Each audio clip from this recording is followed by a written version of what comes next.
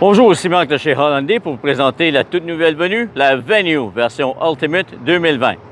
Si on s'approche du côté du conducteur, en ayant la clé à moins d'un mètre du véhicule ou dans sa poche, dans son sac à main, ou peu importe, on peut simplement déverrouiller le véhicule en appuyant sur le bouton de la portière ici, de la poignée de la portière, voilà, une fois et c'est déverrouillé, une deuxième fois et ça déverrouille tout le véhicule.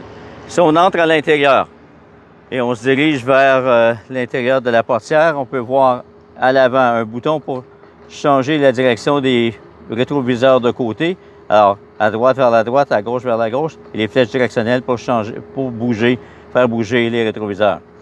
Derrière ça, on voit un bouton de cadenas débarré pour déverrouiller le véhicule, cadenas barré pour verrouiller le véhicule, le contrôle des fenêtres avant, le contrôle des fenêtres arrière et un bouton à l'arrière pour verrouiller toutes les fenêtres du véhicule. Si on va du côté du siège du chauffeur, on voit une manette ici.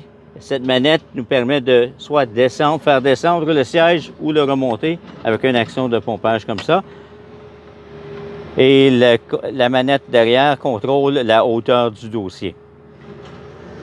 Au plancher, à côté du siège du conducteur, on voit le levier pour le réservoir d'essence. Et tout droit devant, sous le tableau de bord, on voit le levier pour activer le capot, ouvrir le capot. Si on remonte vers le tableau de bord, nous apercevons l'ampoule électrique avec un plus et un moins. Ça nous permet de contrôler la luminosité du tableau de bord.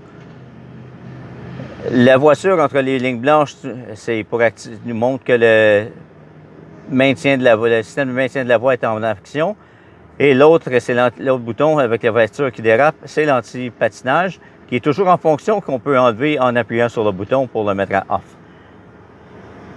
Et puis si on se tourne maintenant plus près du volant, derrière le volant du côté gauche, on voit le contrôle des feux de signalisation et aussi des phares. La roulette contrôle les phares et le levier pour les feux de signalisation. Si on le place en position auto pour automatique, ça veut dire que les phares vont s'allumer automatiquement et s'éteindre aussi, tout comme ça va activer les phares les plus fortes lorsque le besoin s'en fait sentir. Et ça va s'éteindre automatiquement aussi. Du côté droit du volant, on a des boutons. D'abord, la personne qui parle, c'est pour activer la commande vocale, mais pour ça, il faut que le téléphone soit branché avec la clé USB ou dans la prise USB. À côté de ça, on a le bouton mode qui nous permet de sélectionner le mode AM, FM ou tout autre média qui était branché avec l'appareil, avec le véhicule. Le contrôle du volume, on peut appuyer directement aussi pour faire taire la radio. Les contrôles ici pour changer de poste et tout ça. Ensuite, sous ça, on a le téléphone ouvert qui nous permet de prendre un appel, téléphone fermé pour terminer un appel. Et on peut voir droit devant nous le tableau de bord. Il y a différents indicateurs. D'abord, de gauche à droite, c'est la vitesse du moteur. Ensuite, la température de celui-ci. Au centre, il y a plein d'informations au sujet de la conduite qu'on peut obtenir là. Et à droite, le speedomètre avec l'indicateur du réservoir d'essence. Alors, on peut voir aussi que le véhicule est plein. Pour changer l'information au centre du tableau de bord, on recule un peu et on s'aperçoit que sur le volant à droite, il y a un petit calepin. Ce calepin-là nous permet de changer l'information et ensuite, on peut aussi, selon les menus qui nous sont présentés, en descendant la flèche, en appuyant sur les flèches ici, descendant ou montant, on peut changer, contrôler, aller chercher l'item du menu qu'on recherche. Pour le sélectionner, il faut appuyer sur OK. Ensuite, le régulateur de vitesse, le cruise, on l'active en appuyant sur ce bouton-ci. Et on peut le régler à la vitesse désirée lorsqu'on l'atteint en appuyant vers le bas pour faire le 7. Ensuite, pour l'annuler, on peut appuyer sur Cancel ou appuyer sur le frein tout simplement. Derrière le volant, sur le côté droit, on voit le contrôle des essuie-glaces. Alors, simplement que agiter le levier, on a le contrôle de la vitesse. Et au bout, on a une roulette qui contrôle l'essuie-glace arrière. Si on se tourne du côté de la radio, on s'aperçoit que c'est un écran tactile. Et ça, c'est l'écran de départ.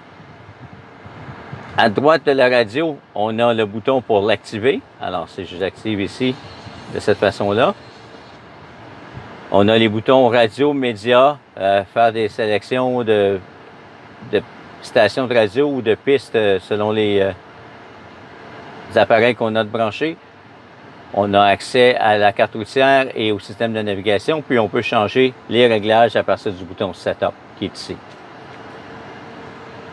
En dessous de ça, on a le contrôle de température. Alors, on peut le mettre en mode automatique, choisir une température et la température sera toujours la même à l'intérieur de l'habitacle.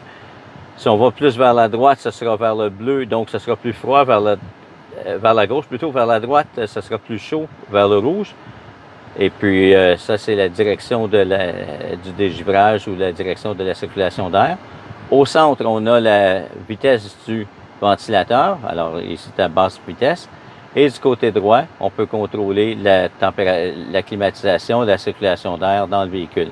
Sous ça, on a les prises auxiliaires de 12 volts, la prise USB, une autre prise USB à droite qui ne fait que permettre de charger les appareils. On a aussi le levier de vitesse avec les positions normales.